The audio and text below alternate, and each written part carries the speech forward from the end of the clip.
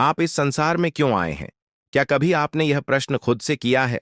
या यह प्रश्न कभी रात की गहराई में आपके भीतर से उभरा हो कि कौन हूं, मैं क्यों आया हूं और यह संसार आखिर क्या है? इस वीडियो को देखने से पहले यदि आप भी इन प्रश्नों की गहराई में उतरना चाहते हैं, तो कृपया इस चैनल को सब्सक्राइब करें और इस वीडियो को लाइक करें, ताकि यह संदेश उन सभी तक पहुंचे जो इन रहस्यों को समझना चाहते हैं। क्योंकि आज हम उस प्रश्न से पर्दा उठाने जा रहे हैं जिसे जानने के बाद जीवन वैसा नहीं रहेगा जैसा वह अब तक रहा है। आपके भीतर जो चेतना है, जो अनुभव कर रही है, जो इस शरीर के नेत्रों से देख रही है, वह चेतना कहां से आई?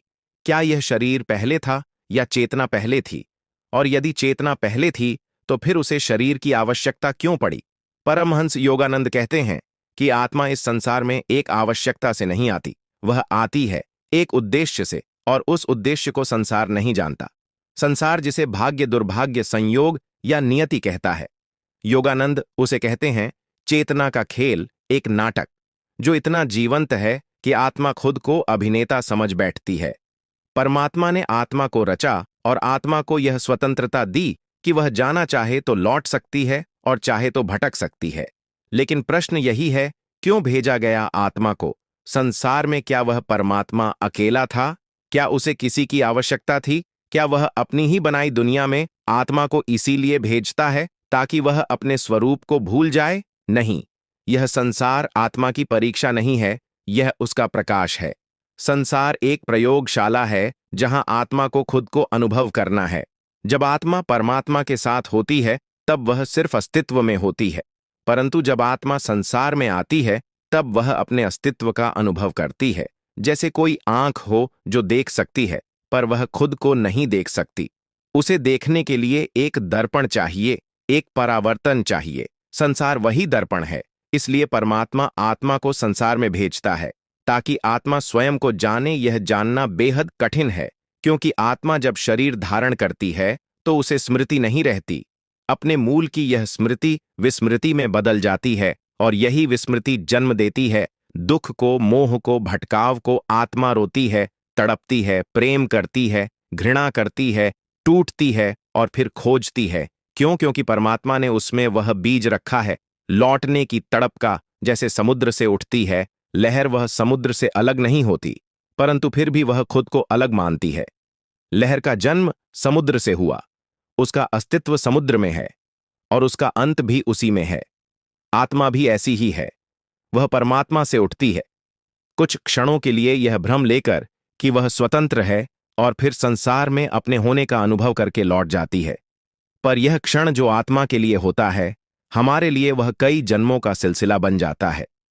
योगानंद कहते हैं आत्मा को संसार में भेजा जाता है क्योंकि परमात्मा अनुभव करना चाहता है स्वयं को, पर अनेक रूपों में। हर आत्मा परमात्मा की ही एक झलक है। हर आत्मा एक प्रयोग है, प्रेम का, करुणा का, मोह का, द्वेष का और अंततः मुक्ति का। आप सोचिए, यदि कोई परमात्मा है जो सर्वज्ञ है, सर्वशक्तिमान है, तो उसे क्यों चाहिए कि वह कोई भी अनुभव करे? क्यों वह आत्मा को भेजता है? शोषण के बीच, मृत्यु के भय में, दुख और पीड़ा के संसार में। क्योंकि अनुभव और ज्ञान में अंतर है। ज्ञान तो एकत्र किया जा सकता है, परंतु अनुभव वह तो भीतर से गुजरता है। परमात्मा के लिए ज्ञान कोई कठिन बात नहीं है, वह तो सब जानता है, पर वह चाहता है कि वह स्वयं को अनुभव करें। इसलिए वह आत्मा को भेजता है अपने ही बनाए रंगमंच पर, जहां आत्मा एक पात्र बन जाती है। यह पात्र जब रोता है, परमात्मा को उसका रोना भी अपना लगता है। जब वह प्रेम करता है, परमात्मा उसमें भी स्वयं को महसूस करता है। यह लीला है, और यह लीला इसीलिए है कि आत्मा जब लौटे तो लौटे एक अनुभव के साथ, एक पहचान के साथ कि मैं वही हूं जिसे खोजता रहा, जिससे दूर गया और अब पुनः उसी में विलीन हो गया। आप पूछ सकते हैं, क्या संसार सिर्फ भ्रम है? नहीं, यह भ्रम नहीं है, यह एक प्रकाशित भ्रम है। जैसे स्वप्न और जागरण के बीच की वह अवस्था जिसमें स्वप्न भी होता है और चेतना भी। संसार को ही सब कुछ मान लेना भ्रम है, लेकिन संसार को अनुभव की सीढ़ी मानना यह जागृति है। योगानंद बार बार कहते थे, जब तुम समझते हो कि यह संसार तुम्हारा नहीं है, तभी तुम उसमें जीने लगते हो। यानी जब तुम जान जाते हो कि आत्मा इस शरीर की मालिक नहीं है, यह संसार उसकी मंजिल नहीं है, तभी तुम सही मायनों में इस जीवन का आनंद ले सकते हो, क्योंकि आत्मा को संसार में भेजा गया है आनंद के लिए। परंतु उस आनंद तक पहुंचने का मार्ग है अनुभव, भटकाव और अंततः बोध। तो जब आप दुख में होते हैं, जब आप अकेले होते हैं, जब आप यह सोचते हैं कि आपको समझने वाला कोई नहीं, तब आप उस स्थिति के सबसे निकट होते हैं जहां आत्मा परमात्मा को पुकारती है, और वह पुकार ही आरंभ है लौटने का। इसलिए संसार में आत्मा का आना कोई दंड नहीं है, यह एक अवसर है उस परम प्रेम को, उस परम आनंद को फिर से अनुभव करने का, जिसे आत्मा ने पहले केवल जाना था, अब उसे जीना है, और यह जीना ही आत्मा की यात्रा है। यही कारण है कि परमात्मा आत्मा को संसार में भेजता है। अब प्रश्न यह उठता है, जब आत्मा संसार में आती है तो वह कैसे भूल जाती है अपने वास्तविक स्वरूप को, क्यों उसकी स्मृति खो जाती है? और यही भूलना, यही विस्मृति क्यों जन्म देती है संसार के सारे दुखों को? जब आत्मा संसार में आती है तो वह सिर्फ शरीर धारण नहीं करती, वह एक पर्दा ओढ़ लेती है, माया का पर्दा। यह माया कोई स्त्री नहीं है, कोई देवी नहीं है, यह तो वह शक्ति है जो सत्य को ढक देती है। परमहंस योगानंद कहते हैं, माया एक दिव्य स्वप्न है जो आत्मा को यह भ्रम देती है कि वह शरीर है, मन है, विचार है, इतिहास है, जबकि वह इनमें से कुछ भी नहीं है। क्या आपने कभी सोचा है कि जब आप गहरी नींद में होते हैं तो आपका नाम, पहचान, रिश्ते, सब कुछ लुप्त हो जाता है? तब कौन रहते हैं आप? ऐसा ही कुछ होता है आत्मा के साथ। जब वह गर्भ से संसार में उतरती है, वह गहराई से जागरूक होती है अपने स्रोत के बारे में। परंतु जैसे ही वह शरीर की सीमाओं में आती है, उसकी चेतना पर परतें चढ़ने लगती हैं। जैसे बादल सूरज को ढंक लेते हैं, वैसे ही कामना, भय, लोभ, मोह, इन सूक्ष्म परतों से आत्मा ढक जाती है। और यह ढकाव इतना सूक्ष्म, इतना धीरे धीरे होता है कि आत्मा स्वयं को ही भूल जाती है। यह विस्मृति कोई सजा नहीं है, यह उस यात्रा का हिस्सा है जिसमें आत्मा स्वयं को फिर से जानना चाहती है। क्योंकि यदि उसे सब कुछ पहले से याद रहे तो ना अनुभव रहेगा, ना खोज, और यदि खोज नहीं होगी तो वह जिज्ञासा नहीं जगेगी जो अंततः परम सत्य तक पहुंचाती है। इसीलिए आत्मा जब संसार में आती है तो उसकी स्मृति धुंधली कर दी जाती है। जैसे एक अभिनेता मंच पर आता है तो वह अपने वास्तविक जीवन को भूल जाता है और अपने पात्र में उतर जाता है। अब सोचिए, यदि वह अभिनेता बार बार अपने असली जीवन को याद करने लगे तो क्या वह अभिनय कर पाएगा? नहीं। उसे अभिनय में उतरने के लिए अपने सत्य स्वरूप को कुछ समय के लिए भूलना ही पड़ता है। ठीक वैसा ही आत्मा के साथ होता है, लेकिन फर्क यह है कि इस अभिनय में बार बार जन्म लेना पड़ता है, बार बार भूलना पड़ता है, और हर बार वही मोह, वही लालच, वही पीड़ा। क्यों? क्योंकि आत्मा उस अनुभव को पूरा नहीं कर पाती जिसके लिए वह आई थी। उसका मन भटक जाता है। संसार की चकाचौंध में वह समझने लगती है कि धन ही सुख है, संबंध ही सुरक्षा है, सम्मान ही जीवन की सार्थकता है, और यही भ्रम जन्म देता है एक चक्र को, जन्म और मृत्यु के चक्र को। योगानंद कहते हैं कि आत्मा की सबसे बड़ी त्रासदी यही है कि वह यह मान लेती है कि वह शरीर है, जबकि शरीर तो एक वस्त्र है जो हर जन्म में बदलता है। लेकिन आत्मा भूल जाती है, और यही भूल उसे बांध देती है। कर्मों के जाल में हर बार वह कुछ ऐसा कर बैठती है जिससे उसे फिर जन्म लेना पड़ता है, फिर सीखना पड़ता है, फिर जागना पड़ता है। यह विस्मृति दुखद तो लगती है, परंतु यह दुख ही वह बीज है जो आत्मा में जागृति की चाह पैदा करता है। कोई भी व्यक्ति यूं ही ध्यान की ओर नहीं जाता, प्रार्थना की ओर नहीं झुकता। जब तक वह संसार से थक नहीं जाता, तब तक उसे परमात्मा की सुध नहीं आती। यह थकान या टूटन, यही विस्मृति का परिणाम है। और फिर जब आत्मा पूछती है, मैं कौन हूं, मैं यहां क्यों हूं, तो यही प्रश्न उसे भीतर ले जाते हैं। परंतु यह भीतर की यात्रा आसान नहीं है, क्योंकि विस्मृति ने केवल स्मृति ही नहीं छीनी, उसने स्वयं के प्रति विश्वास भी मिटा दिया है। आपको लगता है कि आप अक्षम हैं, आपको ज्ञान नहीं है, आप योगी नहीं बन सकते, आप ध्यान नहीं कर सकते। लेकिन यह सारा संशय, यह सारा भय आपका नहीं है, यह विस्मृति का उपहार है। और इस विस्मृति को तोड़ने के लिए ही सद्गुरु आते हैं, ध्यान आता है, प्रेम आता है, और भीतर की वह पुकार जागती है जो पूछती है, क्या मैं यही हूं जब यह प्रश्न भीतर गूंजता है तो समझिए आत्मा जागने लगी है। वह चिंगारी जो बुझ चुकी थी अब फिर से चमक रही है।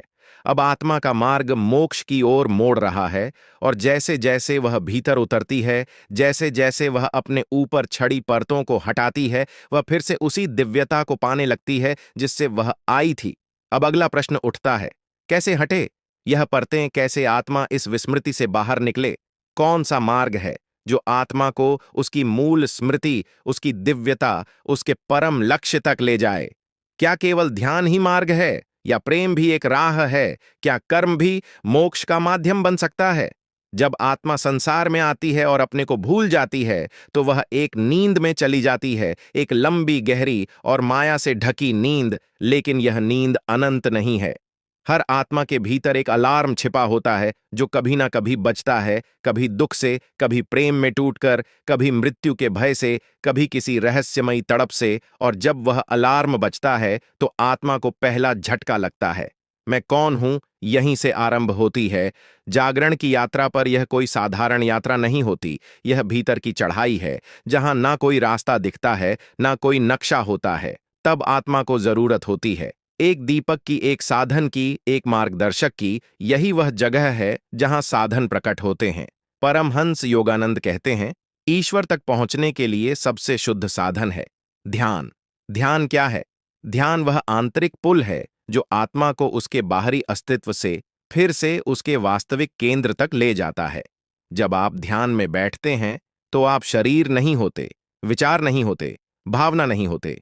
आप होते हैं साक्षी, एक मौन दर्शक जो देख रहा है, श्वास को आते जाते, मन को भटकते हुए, और अंततः सभी ध्वनियों के पीछे की मौनता को। वही मौनता है। आत्मा योगानंद ने क्रिया योग को चुना, एक वैज्ञानिक और दिव्य पद्धति जिसमें श्वास को माध्यम बनाकर चेतना को भीतर की ऊंचाइयों तक ले जाया जाता है। लेकिन ध्यान ही एकमात्र मार्ग नहीं है। जो प्रेम से भर जाते हैं उनके लिए भक्ति ही ध्यान बन जाती है। राधा को देखो, मीराबाई को देखो, उन्होंने कोई ध्यान नहीं किया, कोई मंत्र नहीं जपा, बस कृष्ण को पुकारा। इतने प्रेम से पुकारा कि आत्मा के सारे पर्दे जल उठे। प्रेम वह आग है जो माया की परतों को भस्म कर देती है। कभी कभी कर्म ही मार्ग बनता है। एक मां अपने बच्चों की सेवा में इतनी खो जाती है कि वह अहंकार को पीछे छोड़ देती है। एक साधक मंदिर की सफाई में इतना लीन हो जाता है कि वह मैं को भूल जाता है। जहां मैं मिटता है वहीं आत्मा जागती है। यही कारण है कि योगानंद ने कर्म योग, भक्ति योग और ज्ञान योग को संतुलित रूप से अपनाया। उनके अनुसार जब ध्यान से अंतर्मन जागता है, प्रेम से हृदय पिघलता है और सेवा से अहंकार टूटता है, तभी आत्मा अपनी विस्मृति से स्मृति की ओर जाती है। लेकिन साधना करना आसान नहीं होता। जैसे ही आत्मा ध्यान करने लगती है, मन शोर मचाता है, विचार आते हैं, यह सब व्यर्थ है, समय बर्बाद हो रहा है, कुछ महसूस नहीं हो रहा। मन चाहता है कि आत्मा फिर से उसी पुरानी नींद में लौट जाए। इसलिए साधना में धैर्य और निरंतरता सबसे जरूरी है। योगानंद ने कहा था, पहले दिन कुछ नहीं होता, दूसरे दिन भी नहीं, लेकिन 100वें दिन जब मन थक जाता है तो आत्मा का सूरज उगने लगता है। उस सूरज को देखकर आत्मा फिर से पहचानने लगती है, मैं वह नहीं जो दिखाई देता है, मैं वह नहीं जो सोचता है, मैं वह मौन हूं जो इन सब के बीच भी अडिग है। धीरे धीरे साधना आत्मा को सच्चाई की ओर खींचने लगती है, जहां वह जानती है, मैं शरीर में रहती हूं पर शरीर नहीं हूं, मैं मन का उपयोग करती हूं पर मन नहीं हूं, मैं भावनाओं को देखती हूं पर भावनाएं नहीं हूं, मैं आत्मा हूं, शुद्ध चेतना, परम सत्ता का अंश। और यही पहली स्मृति होती है, जिस दिन आत्मा को पहली बार अपने घर की गंध मिलती है। लेकिन सफर यहीं समाप्त नहीं होता। स्मृति तो लौटने लगी है, पर अब प्रश्न है, क्या आत्मा संसार में रहते हुए पूर्ण रूप से जाग सकती है?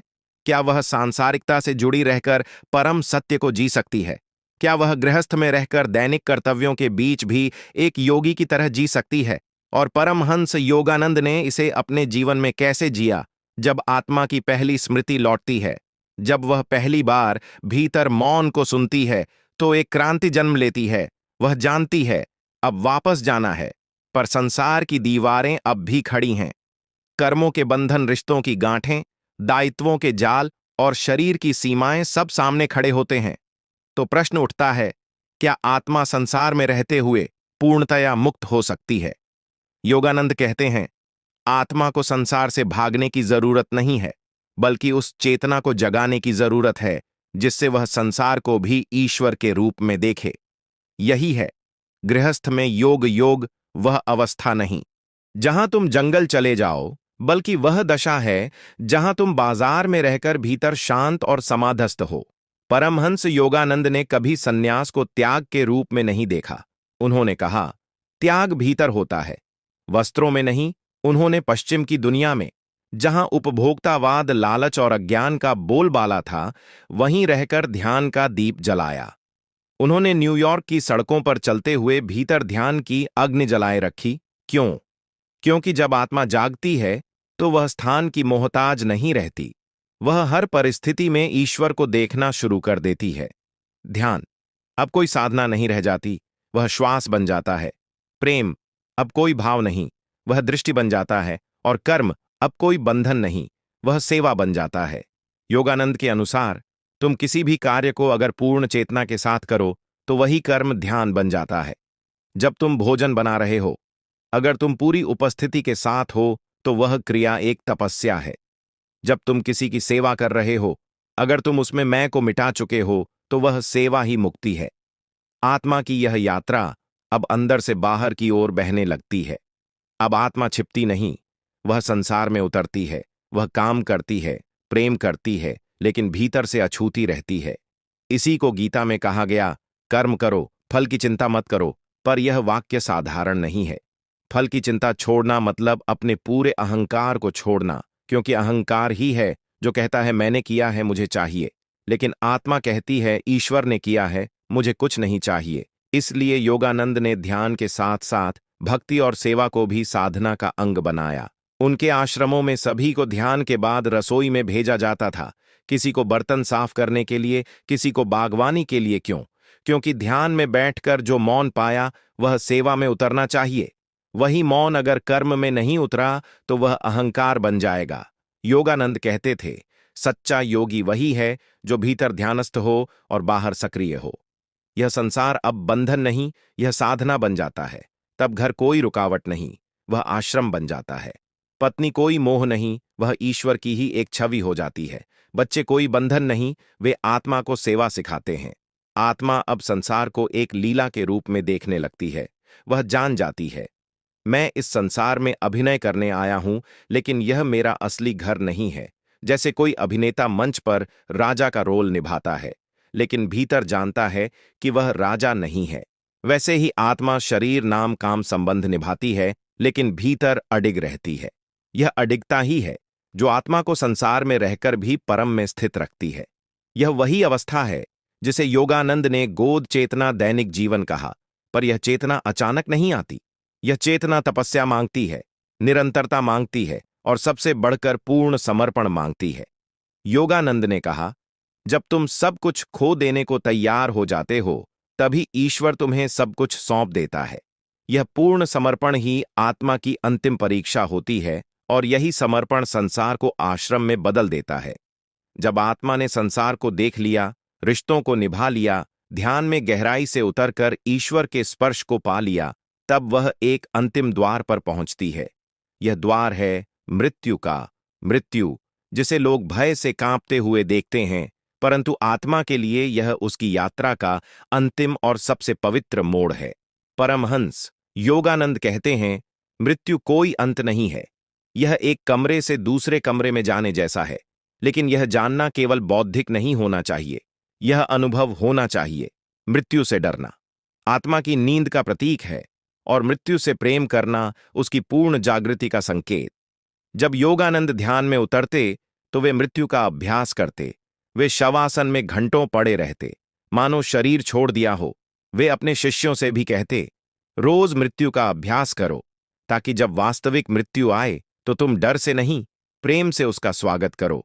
और यही अभ्यास उस अहंकार को धीरे धीरे पिघलाना शुरू करता है जो कहता है, मैं हूं, मेरा शरीर मेरी पहचान, मेरा नाम मेरी उपलब्धियां। आत्मा को मुक्त होना है तो यह मैं जलना ही होगा। पर यह जलन पीड़ा देती है, क्योंकि सारा जीवन हमने इसी मैं के इर्द गिर्द जिया है। अब जब यह मैं पिघलता है तो लगता है जैसे हम मर रहे हैं, और सच यही है, मैं मरता है तभी वह प्रकट होता है। परमहंस योगानंद ने स्वयं इस पीड़ा को सहा था। उनके जीवन में भी ऐसे क्षण आए जब उन्होंने ईश्वर से कहा, मैं थक चुका हूं, मुझे उठा लो। लेकिन तभी भीतर से एक मौन स्वर आया, तुम अभी पूरा नहीं हुए। वह पूर्णता तब आई जब उन्होंने अपने भीतर के सारे भय, लालच, मोह और अभिमान ईश्वर को अर्पित कर दिए। और तब जो घटा वह कोई शब्द नहीं कह सकता। वह आत्मा और परमात्मा का मिलन था। एक ऐसी स्थिति जिसमें स्वयं को देखना भी समाप्त हो जाता है, साक्षी भी समाप्त हो जाता है। अब कोई देख रहा है यह भी नहीं बचता, सिर्फ रह जाता है एक अनंत शांत अखंड अस्तित्व जिसमें कोई नाम नहीं, कोई रूप नहीं, कोई अहम नहीं, केवल वह है योगानंद। इस अवस्था को समाधि कहते थे। उन्होंने इसे दो प्रकार में बांटा, साविकल्प समाधि और निर्विकल्प समाधि। साविकल्प समाधि में अब भी कोई देखने वाला है, तुम भीतर आनंद का अनुभव करते हो, लेकिन अनुभव करने वाला अभी बाकी है। निर्विकल्प समाधि यह अंतिम चरण है जहां अनुभवकर्ता और अनुभूत वस्तु तीनों विलीन हो जाते हैं। यहां केवल एकता है और यह एकता ही आत्मा की परम गति है। योगानंद ने यह अनुभव किया और उन्होंने कहा, जब मैं निर्विकल्प समाधि में होता हूं तो मुझे यह भी नहीं पता होता कि मैं योगानंद हूं। मैं बस होता हूं जैसा ब्रह्म है। लेकिन यह स्थिति पाने के लिए वर्षों की तपस्या, निरंतर ध्यान और परम समर्पण की आवश्यकता होती है।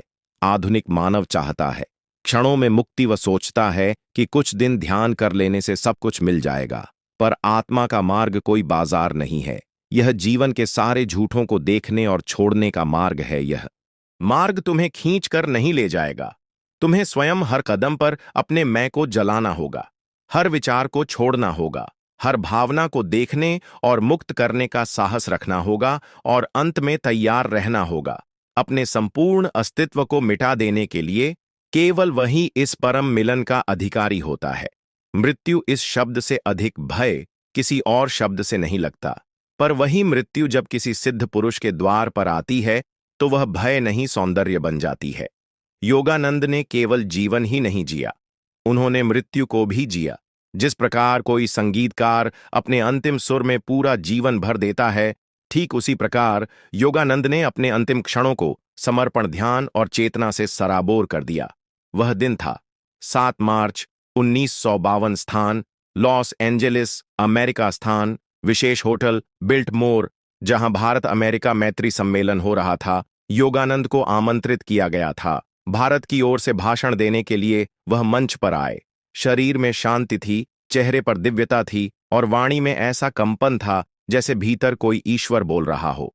उन्होंने रविंद्रनाथ टैगोर की एक कविता सुनाई, भारत माता की महिमा, भारत की आत्मा की पुकार और विश्व बंधुत्व का संदेश। फिर उन्होंने कहा, भारत और अमेरिका ईश्वर के राज्य की स्थापना में सहयोग करेंगे। और उसके बाद उनका सिर धीरे धीरे झुक गया। ना कोई चीख, ना कोई हड़बड़ी, ना कोई पीड़ा, बस मौन में विलीन हो जाना। साक्षियों ने देखा योगानंद का शरीर एक ध्यान मग्न स्थिति में स्थिर हो गया। डॉक्टर आए, जांच हुई, शरीर निष्क्रिय था पर चेहरा अभी भी मुस्कुरा रहा था। न कोई कठोरता, न मृत्यु की कोई सामान्य लक्षण। और फिर एक चमत्कार, 20 दिनों तक योगानंद का शरीर वैसा का वैसा ही बना रहा। न कोई सड़न, न रंग परिवर्तन, न गंध। अमेरिका के फॉरेस्ट लॉन मेमोरियल पार्क ने एक लिखित प्रमाण पत्र जारी किया।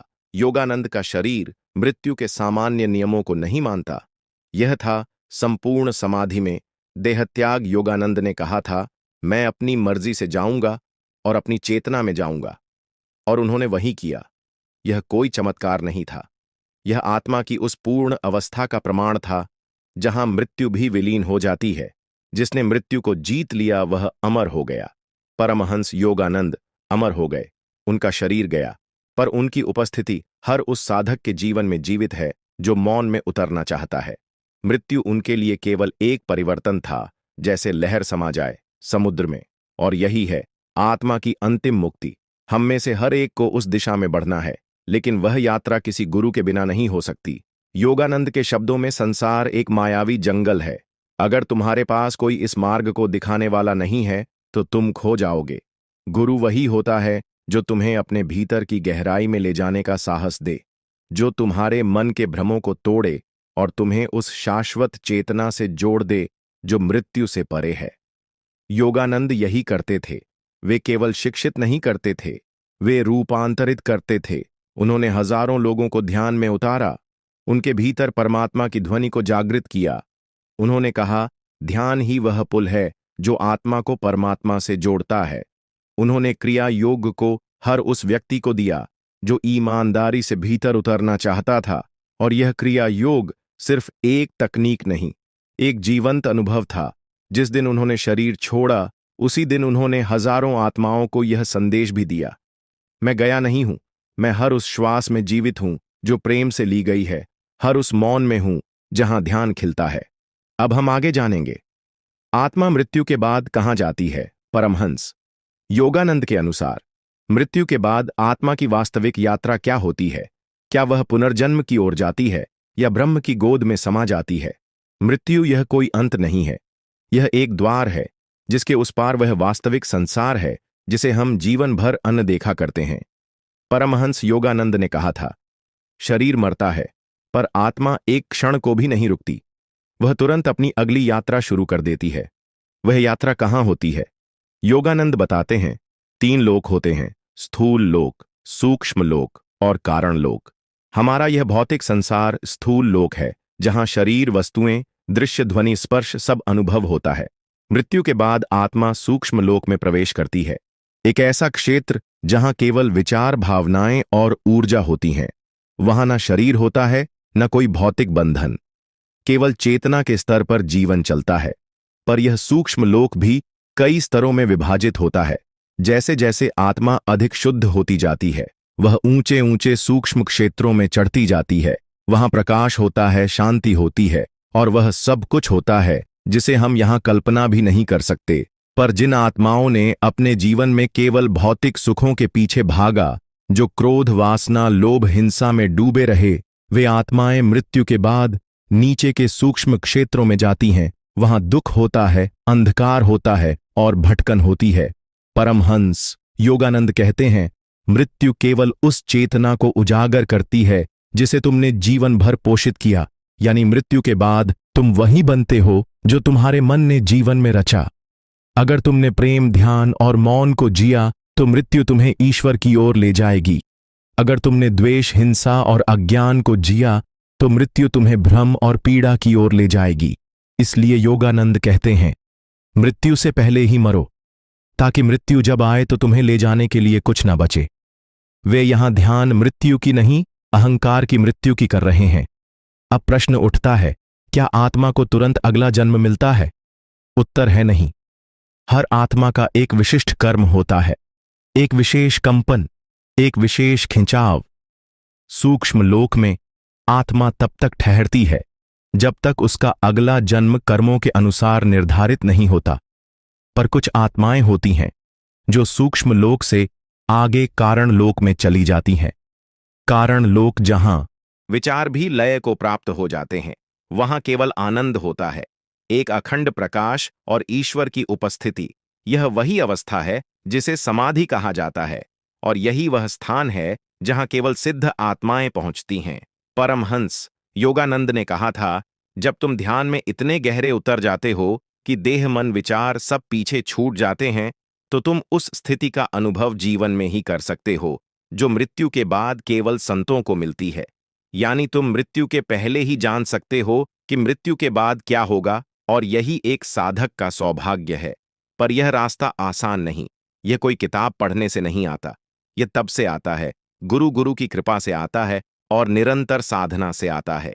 योगानंद ने इसी हेतु क्रिया योग की दीक्षा दी थी कि आत्मा मृत्यु से पहले ही उस ईश्वर से जुड़ जाए जिसे पाने के लिए ही यह जन्म मिला है।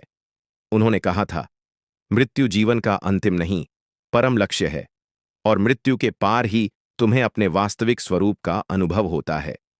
अब हम अगले चरण में जानेंगे, क्या आत्मा पुनर्जन्म लेती है? परमहंस योगानंद की दृष्टि से पुनर्जन्म की सच्चाई क्या है? क्यों और कैसे आत्मा बार बार जन्म लेती है, और क्या इस चक्र से मुक्ति संभव है? पुनर्जन्म एक शब्द नहीं, यह आत्मा का चक्र है, एक ऐसा चक्र जो तब तक चलता है जब तक आत्मा अपने मूल को नहीं पहचान लेती। परमहंस योगानंद कहते हैं, मनुष्य एक शरीर नहीं है, बल्कि वह एक आत्मा है जो शरीर रूपी वस्त्र को केवल कुछ समय के लिए धारण करता है। जब शरीर नष्ट होता है तो आत्मा मरती नहीं, वह केवल अपने पुराने वस्त्र को उतारती है और नया वस्त्र धारण करने की यात्रा पर निकल जाती है। यही है पुनर्जन्म। पर क्यों क्यों आत्मा बार बार जन्म लेती है? योगानंद इसका उत्तर कर्म के सिद्धांत में देते हैं।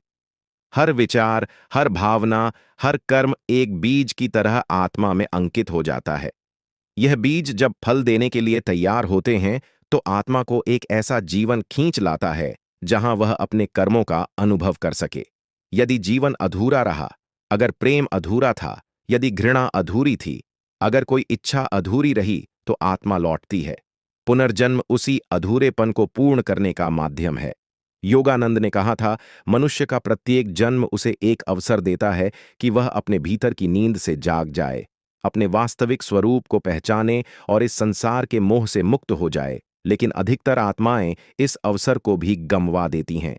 वह फिर उलझ जाती हैं वासना, क्रोध, मोह, लोभ और अहंकार में, और फिर उनके कर्मों की ऊर्जा उन्हें अगली बार फिर उसी रंगमंच पर एक नए पात्र के रूप में खड़ा कर देती है।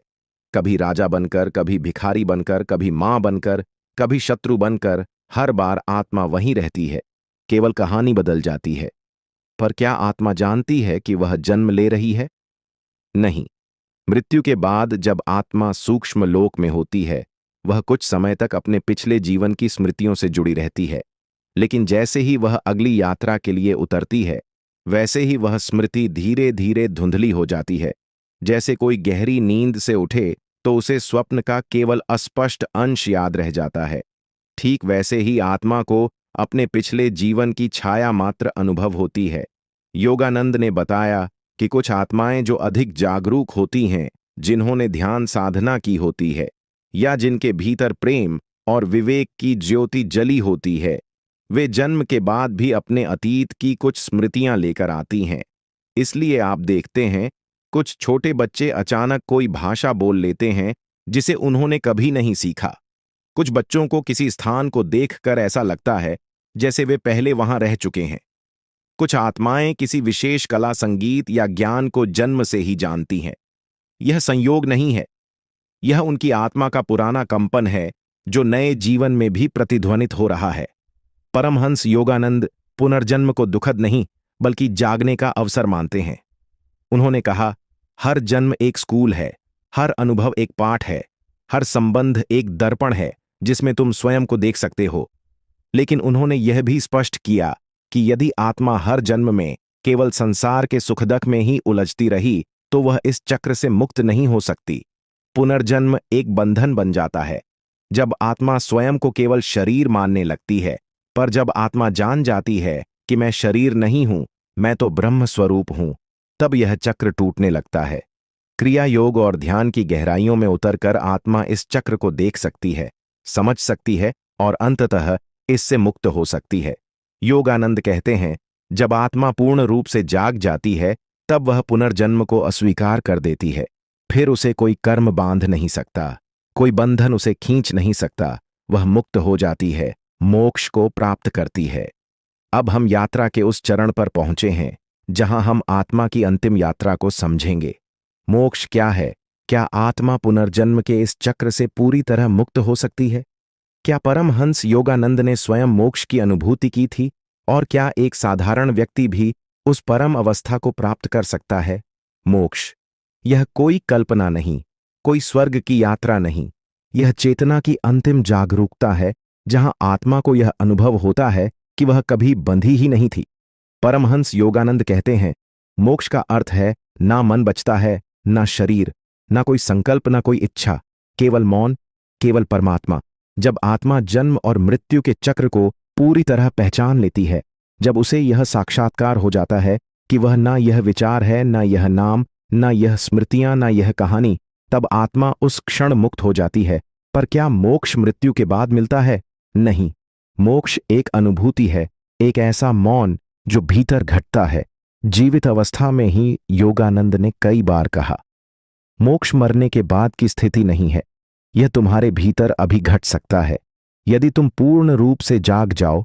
उनकी शिक्षाओं में सबसे सुंदर बात यही थी कि उन्होंने मोक्ष को किसी भविष्य की स्थिति नहीं बताया, बल्कि इसे वर्तमान की चेतना में स्थित एक दर्पण कहा, जिसमें यदि तुम ध्यान से देखो तो तुम्हें अपनी असली पहचान दिखेगी।